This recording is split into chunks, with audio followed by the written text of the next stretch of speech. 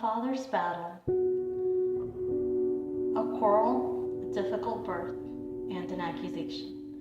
The events in a father's battle give only a small glimpse into the dynamics of witchcraft accusations in 17th century New England, but they share a general view of the way social and judicial statutes were dictated and woven by gender roles of the era.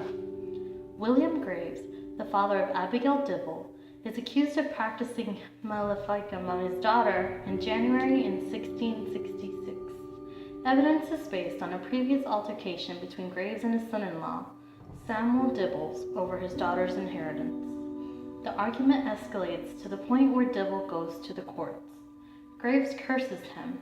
"You will not live to regret bringing that attachment as long as you live." Soon after, Abigail goes through a difficult birth and dies within a few days, but not before several witnesses witness the heated exchange and erratic behavior she has with her father before going into labor.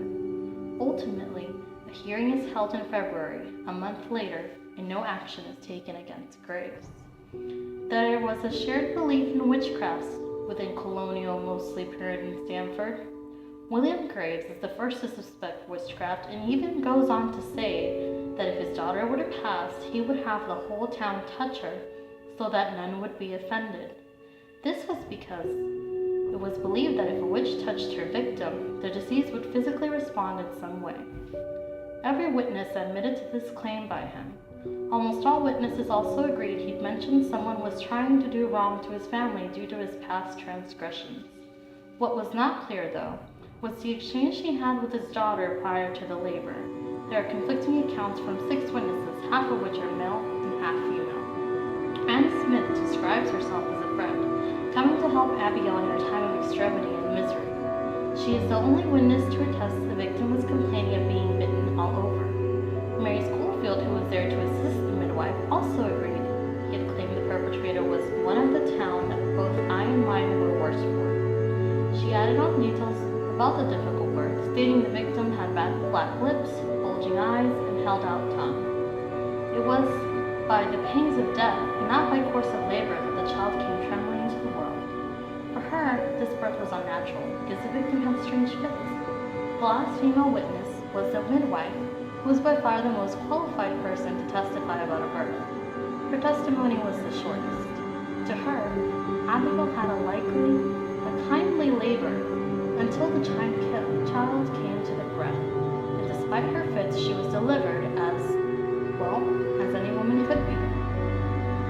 The 3 male statements are from Thomas Stevewell, Abigail's brother-in-law Zachariah Dibble, and Abigail's husband Samuel Dibble. Stevewell claims Abigail's tongue became nearly a handful long, about as thick as a wrist and black as possible, her eyes out of her head in a ghastly manner.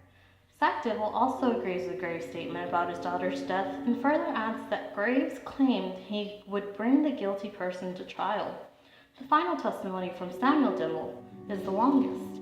He does not place a timeline for when he demanded his wife's portion or went through the courts for them, but he does address the nature of previous quarrel. Graves was upset because Dibble did not help him reap. Dibble expresses his wife had him yield himself to her father, but Dibble himself was not frightened of him. Dibble also claims Graves had been telling her to prepare for death weeks prior to the labor. Of all the other witnesses, Dibble is the most inclined to compromise Graves with his testimony, for everyone else seems to almost believe that Abigail was bewitched, but does not directly point to Graves as the perpetrator. Despite all accounts, Graves went free.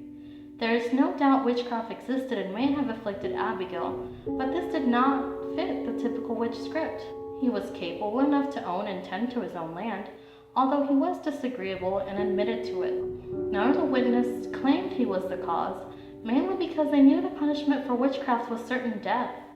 At that point, 1666, there was probably a few quarrels over land and money because the town was certainly cramped and depended on it for their livelihood. Not only that, colonists had to learn to work with and around Native Americans in the area. The charter for a state was only 20 years old. Unlike other witchcraft cases of the time, there was not yet a hysteria or social, economic, or political catalyst to take someone's life away due to words.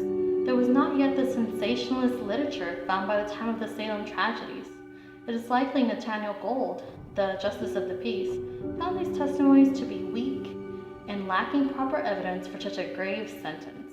Cases like these were common before and after Williams's accusation, but they usually had more evidence, involved a woman, and employed social factors not met by this case.